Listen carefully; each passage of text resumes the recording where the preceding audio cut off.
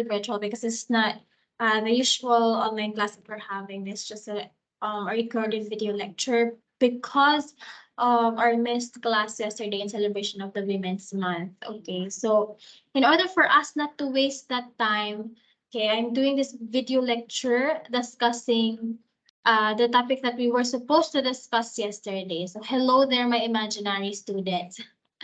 Okay, so I'll be sharing my PowerPoint presentation now. This is entitled Understanding the Concepts and Principles of Community Immersion. I hope you watch and study this because this is essential to your chapter 1. It's still part of chapter 1 and it actually has 2 parts.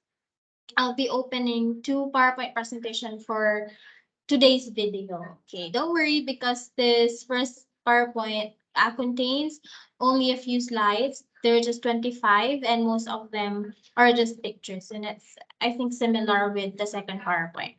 Okay, so again, it's entitled Understanding the Concepts and Principles of Community Immersion. So rethink muna tayo. Pag-isipan muna natin kung ano yung katanungan dito. Sabi niya, what real life experiences have have you gained after a particular community engagement? Okay, so this is a very good question that I really wanna ask you kung face-to-face lang sana ito, pero don't worry, I'll just share the answers of some of my students, I think from Bitilid 1B yata yun when we met face-to-face na discuss namin ito. So some of their answers were, sabi nung isa, ma'am, may mga kasali sa listahan na binibigyan ng ayuda na hindi naman dapat kasali kasi ang yayaman naman nila. Yan, diba? Talamak yan. That is true.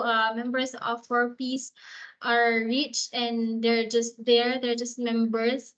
They're just included because kamag-anak ng kapitan, etc. Yan. Alam natin yung mga yan. Although, yung iba, mahirap naman talaga ang buhay, pero hindi pa rin deserve kasi sa iba or sa mali nila ginagamit yung nare-receive nilang financial assistance from the national government. O, meron tayo dyang mga pinangsusugal, pinangmamadyong ang nare-receive nila. Okay, so I think the student of mine who recited experience to distribute relief goods and ayan nga, yung financial assistance, ayuda, siguro siya ay anak ng BHW or barangay worker or kagawad, I don't know. Pero yan yung experience niya.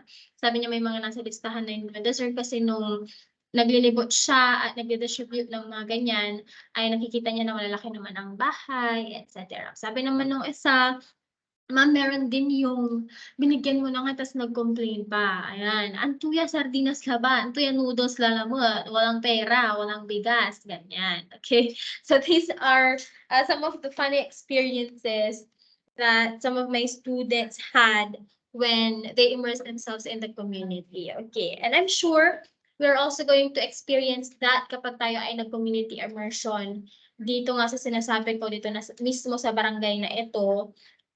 Is Rojas Barangay, Barangay Rojas, ayan. So dito na mismo tayo magko-community immersion para hindi na tayo lumayo-layo. So maaaring tayo na ngayong tumulong, baka tayo pa yung masabihan ng masama or maaaring hindi maging maganda ang reception ng ibang tao sa atin. But that's okay because our main purpose or very purpose class for this community immersion is to just help extend our hand to people in need, ayan, without really asking anything in return. Kahit hindi sila grateful, hindi sila mag-smile or anything, okay lang yan. Kasi ang ginagawa natin ay for the betterment, for the general welfare. O, diba? Nasa definition niya ng NSTP, general welfare ng community or ng masses. Okay, so perhaps sa face-to-face natin, I'll repeat this question and ask from you naman kung ano yung mga naging experiences ninyo. Meron din dyan yung mga talagang tumutulong, especially kapag bagyo, ganyan, mga sinalanta, sinasakripisyo pa talaga nila yung buhay nila na lalagay sa alanganin o sa peligro ang kanilang buhay para ma-rescue ang mga bata sa baha, etc. Okay. So let's just repeat the definition of community, although we already defined this para mas tumatak sa inyo. Okay. Sabi niya, according to development specialist Arlene Johnson, the term community refers to a group of people gathered together in any geographic area, large or small, who have common interests, actual or potentially recognized in the social welfare field. Okay, don't be confused, class, because there are people who are called a community because they are living together in the same geographic area. So in the same location, it could be in the same barangay, in the same town, in the same province. So they are called a community. But there are also people who are not living together in that particular geographic area, in that particular location. Wala naman sila sa isang barrio, isang barangay, hindi sila neighborhood, hindi rin naman sila nasa isang probinsya. But they are still called a community because they share similar interests. So meron tayong community of badminton players, community of volleyball players, community of basketball players, ayan. Okay, meron din tayong community of, let's say, HIV patients, ayan. So they have similarities. That's why they are called a community, even without having to live together in one exact place. Okay, so may tawag sa kanila actually, which we are going to learn in this PowerPoint presentation. Okay. To paraphrase the words of Johnson, a community is a collective of people with similar interests and goals, whether living in the same geographic locality or not. Okay? So, nakatira man sila sa iisang lugar o hindi, maaari pa rin ng isang grupo ng mga tao ay matawag ng community based on two factors. Number one, ayun nga, magkasama sila sa isang area, and number two, they share similar interests or they have commonalities, they have common ground. Ayun. They have that, ayan, common ground. Meron silang similarities. Okay, para-pareho sila ng, what do we call it? Dividend divisor. Charot, basta ganon. Okay? So, ayan. As per concept, a community may be categorized as geographical or functional. Ito na yung sinasabi ko sa inyo na terminologies na kailangan yung malaman. Obviously, when we talk about geographical community, ito yung mga tao na living in the same geographical location, like in a certain village, town, neighborhood, district, area, or territory. In contrast, for example, ito, maaaring sila ay mga nakatira sa iisang compound o malay mo magpipinsan pa yung mga bata na yan. They are called a geographical community. Meanwhile, community is said to be functional naman kapag nature, if the aggregate of people through not necessarily based on living in the same geographical location, but is banded by a common end such as fighting for the same cause. Example, yung sa HIV patients, what are they fighting for? To live longer, to combat the disease, and to raise awareness. Ayan. Having the same interests and goals.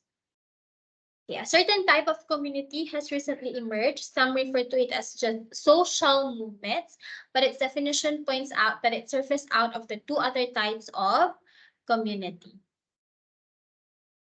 Okay, naulit tayo dyan. Scroll down lang natin. Okay, relevant community naman, class, kapag a group of people has similar interests and goals as a community around them. These populations have common interests in changing existing institutions to their advantage in order to achieve redistribution of resources. It is geared towards organization of the poor. Okay, so an example of a relevant community is our institution, Pangasinan State University, because it is geared towards achieving redistribution of resource or impacting communities, impacting or bringing positive impact to the community or to the society by helping students through education and by helping students achieve their dreams and elevate their economic status in life. More specifically, yun naman talaga ang purpose. Nag-aaral ka para mapabuti ang buhay mo, relevant community, ang mga ganon, mga institutions such as PSU, etc. Okay, now we are studying elements of a community. Ano nga ba yung bumubuo sa isang komunidad? What are the elements that make up a community? Number one, demographics. So what are the things that we call demographics? It could be the information of a person such as his name, his birthday, his religion, his height, his weight, ayan, his nationality, etc. Demographics ang tawag natin dyan. Birthday, name of father, name of mother, ayan, may civil status, demographics yan. Okay?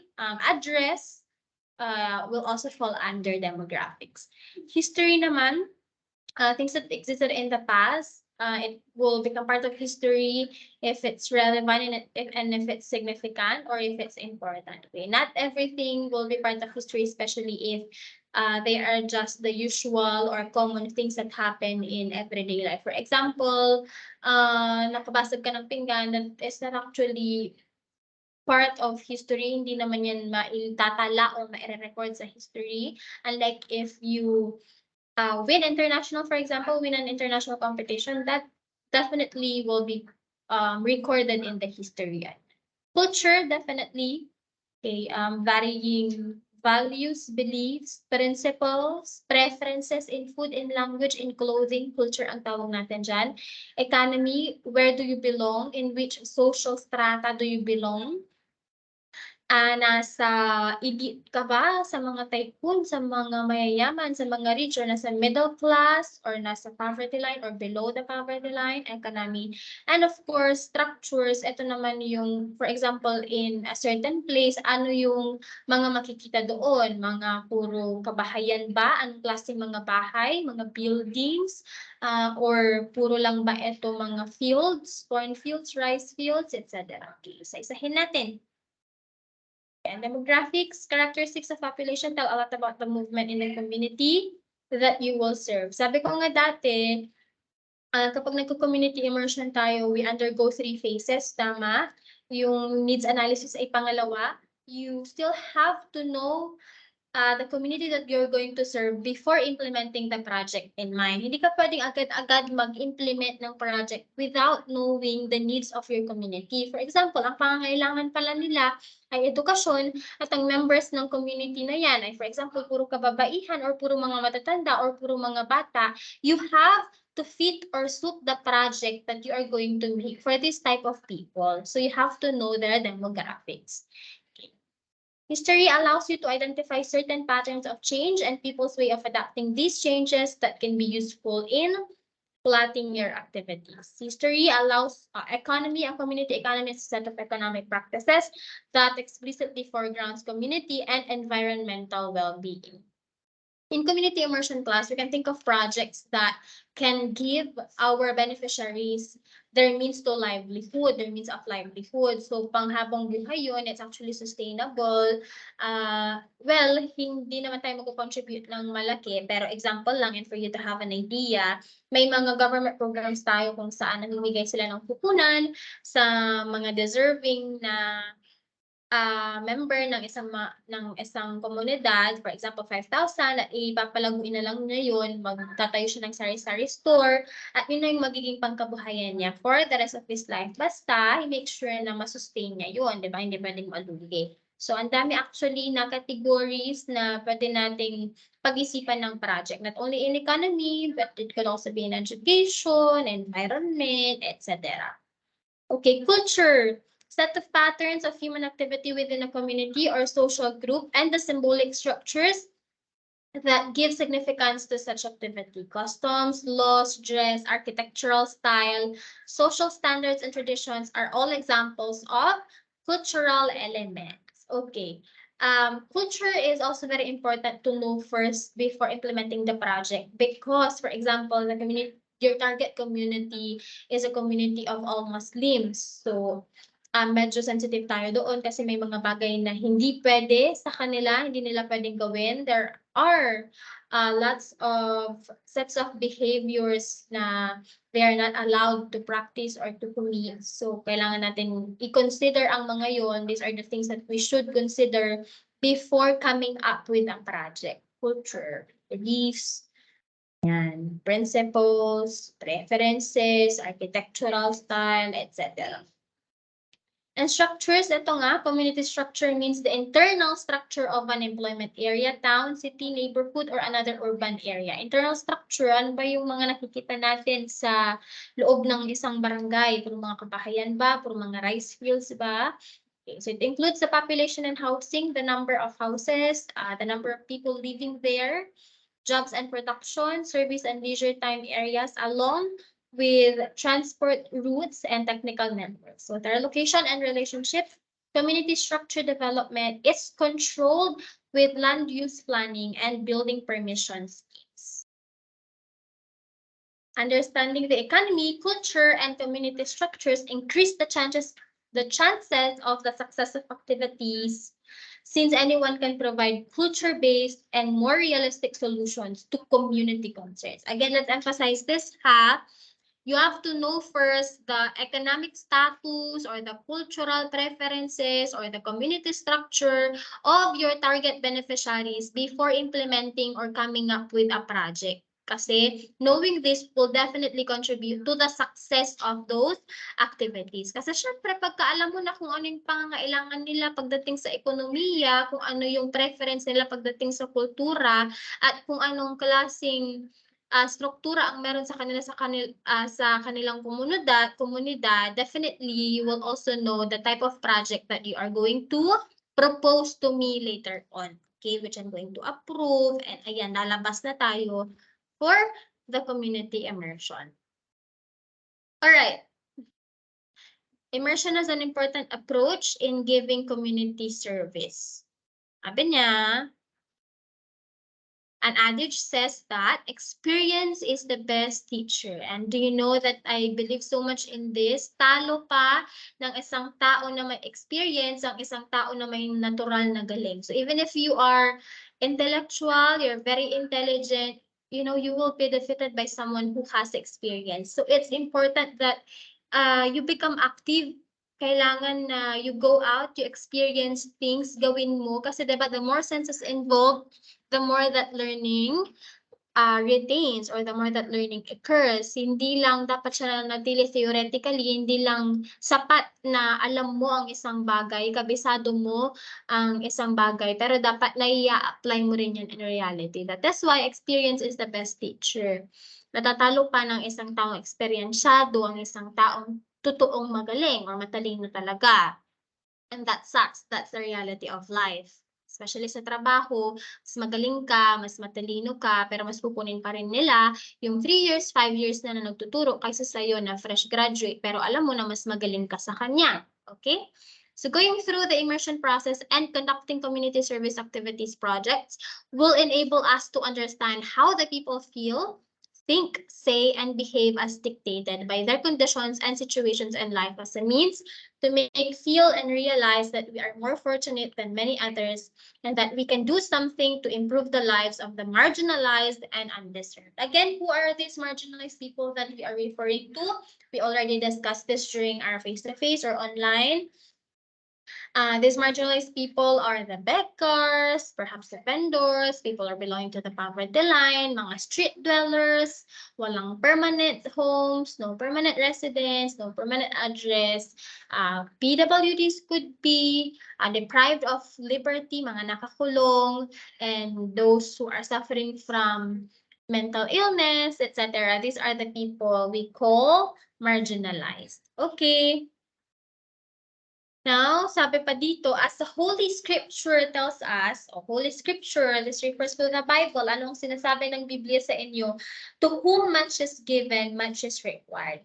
So since we have been given the rare opportunity and the distinct privilege of being schooled, that we are supposed to better the living conditions of those whom were not as suspicious as we are. Okay, sayang ang ganda-ganda ng discussion na ito kapag ka face-to-face. Pero yung mga tanong dito, mga quotation dito, asahan ninyo na tatanungin ko pa rin yan sa face-to-face natin. Okay, so let's explain itong to whom much is given, much is required. Sabi niya, you are blessed, you are favored.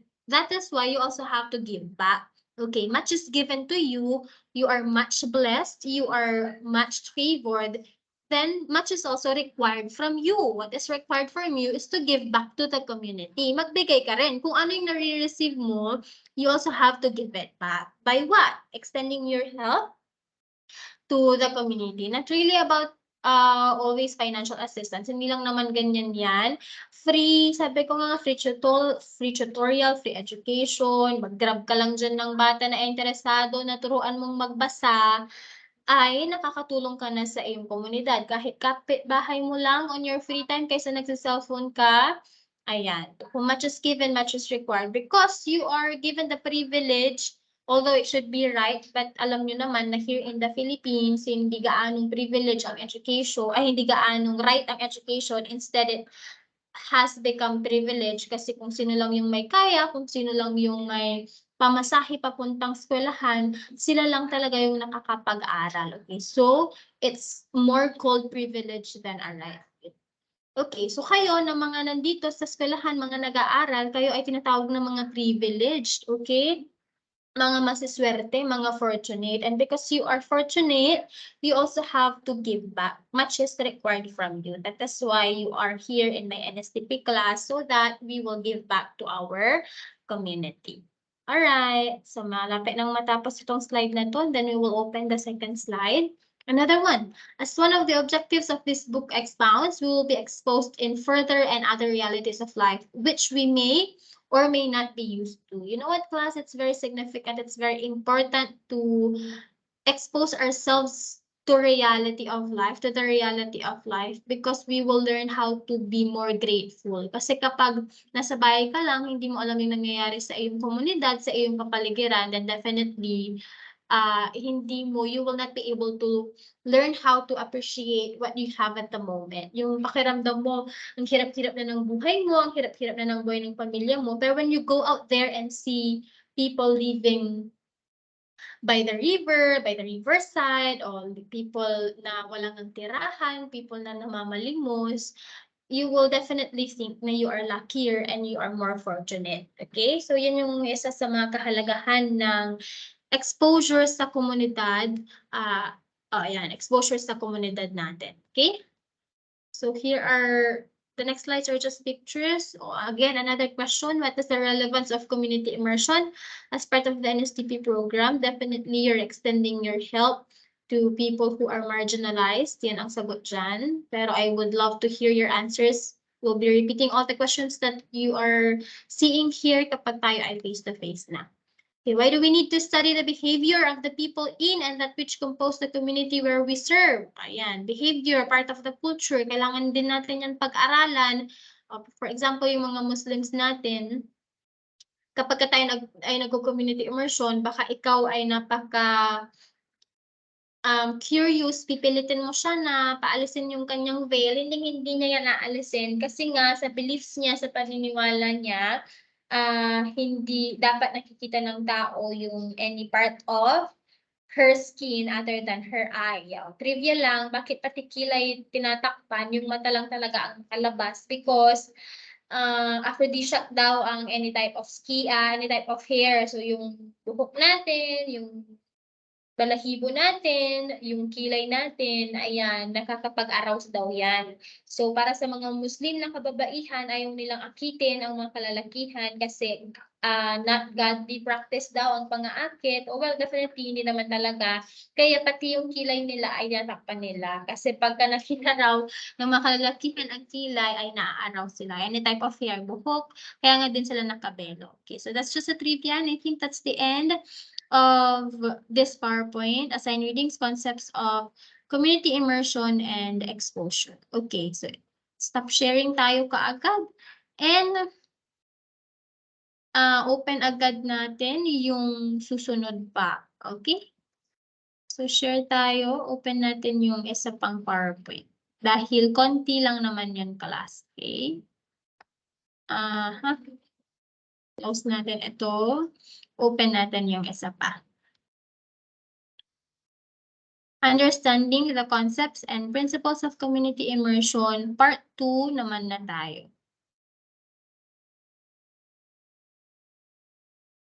Ayan, so I'll be sharing once again my screen with you. Open na siya. Ayan, part 2. Understanding the concepts and principles of community immersion, part 2. Okay, may question na naman dito. What are the things? What are the things? Oh, wait lang yan. What are the things that you have done for you to have a better relationship with anyone in your life? Sagot ng mga iba niyong fellow students dyan, mga estudyante ko, ay to be forgiving, ayan, to give validations, to be more understanding. I'm sure you also have the same answers. Or if not, please feel free to share your answers as we meet face-to-face later on in the future, okay? Or in the following days, in the next days.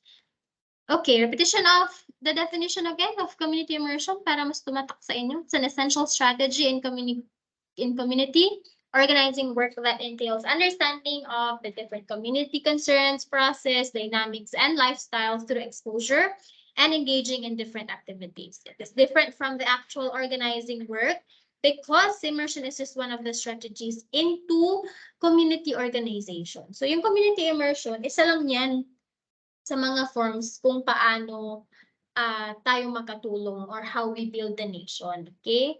One of the strategies into community organization. Kasi, of course, that is one effective way on how we can build the community. Pero it's not the only way. So if it's not possible for you to immerse yourselves or engage yourselves in the community, there are still many forms of extending our help or building the nation aside from community immersion.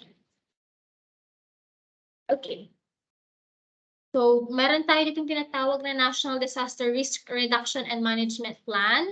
Yan, from 2011 to 2028. Okay, meron tayo actually national government office na tumutukoy dito yung National Disaster Risk Reduction, NDRRMC yata yun. Ayan, sila yung mga nakikita ninyo kapag tapos ng isang napakalakas na bagyo, sila yung mga nagre-rescue, nagbibigay ng relief operation, sila din yung mga part din dyan yung sa Bureau of Fire Protection, yun yung pagka may nasusunugan, o kapag may lindol, etc. NDRRMC yun.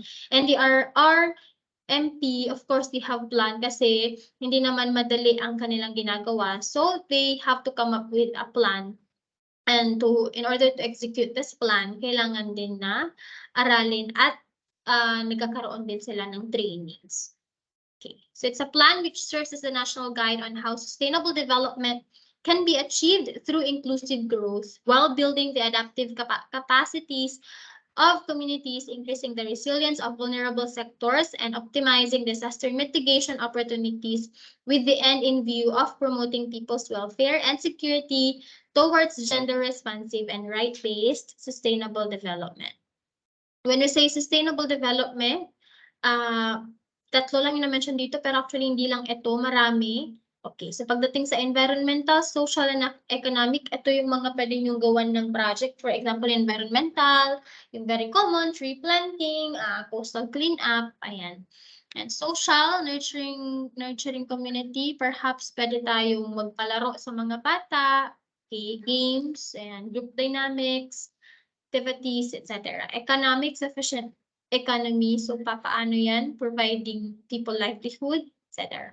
Okay, when we say inclusive growth, this means economic growth that creates employment opportunities and helps in reducing poverty. Definitely, kapag nag-create ka ng jobs, ma-reduce din ang poverty because people will already have their means to buy their own food, to buy their own necessities. Kasi syempre may trabaho na sila, may sahod na sila, may pagkukuhanan na sila ng pambili ng kanilang mga pangangailangan.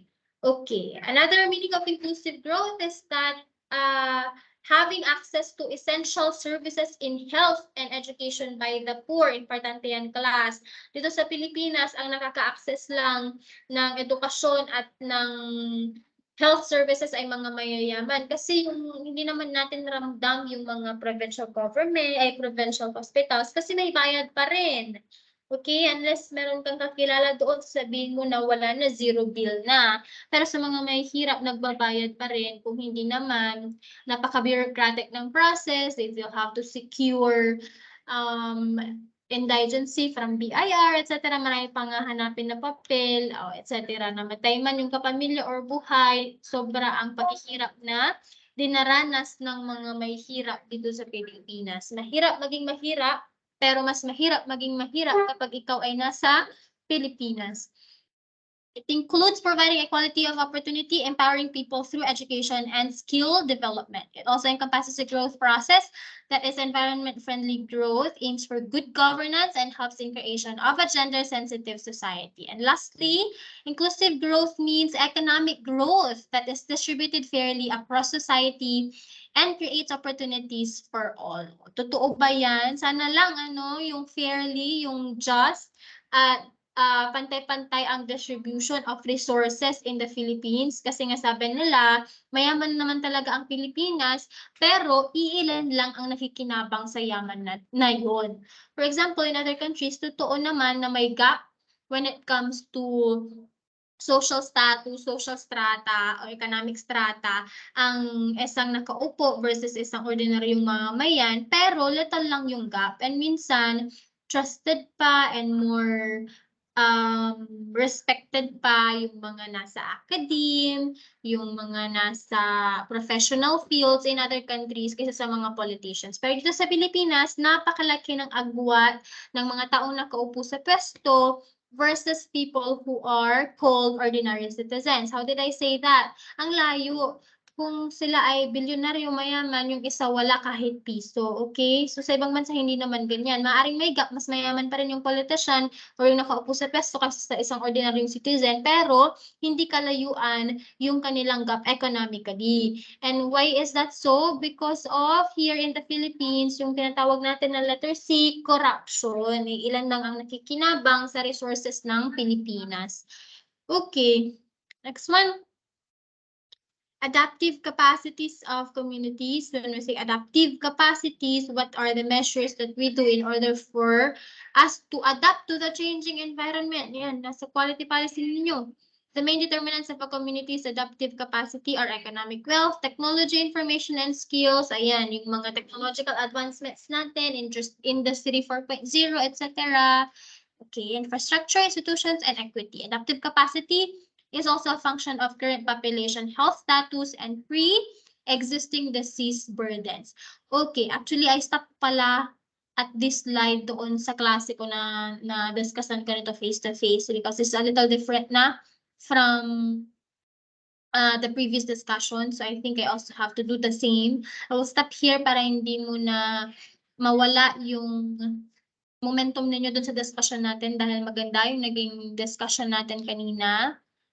Medyo paiba o pataliwas na itong sumusunod na mga topics. Okay, so let's stop there. I hope you watch and study this, and then for the next face-to-face, papasadahan lang natin kung ano man yung mga natapos ko na, and then proceed agad tayo sa hinintuan kong slide. Okay, so have a very good day.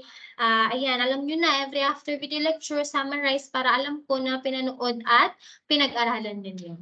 Good day, goodbye.